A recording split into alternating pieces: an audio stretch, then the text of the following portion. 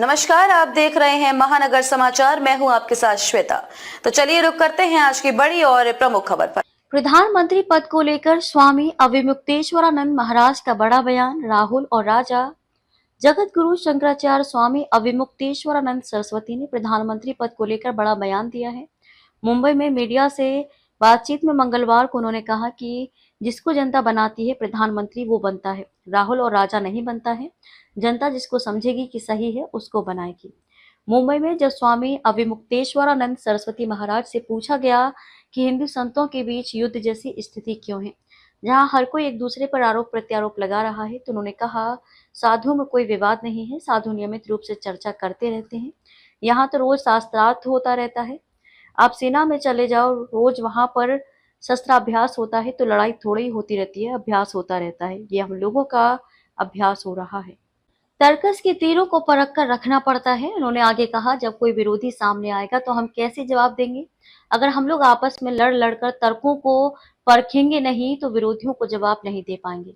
तर्कस के तीरों को परख कर रखना पड़ता है। ये युद्धाभ्यास होता है। ऐसे ही बीच बीच में हम लोगों का आपस में होता रहता है, इसको विवाद ना समझा जाए।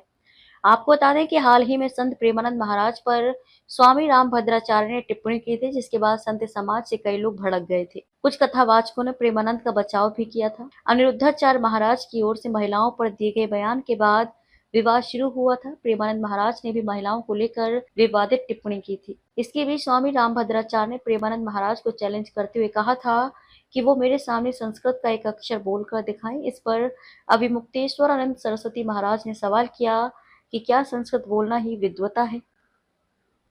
साधुओं में कोई विवाद नहीं है। साधु लोग तो बात करते ही रहते हैं। यहाँ तो रोज शास्त्रार्थ होता रहता है। आप सेना में चले जाओ, रोज वहाँ पर शस्त्राभ्यास होता है, तो लड़ाई थोड़े होती रहती है, अभ्यास होता रहता है। ये अभ्यास हो रहा है हम लोगों का।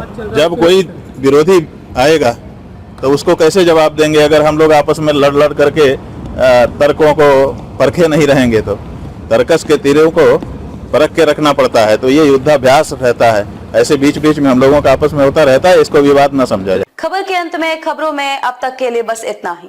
फिर होगी आपसे मुलाकात ऐसी ही बड़ी किसी खास खबर के साथ। तब तक के लिए नमस्कार और देखते रहिए महानगर समाचार।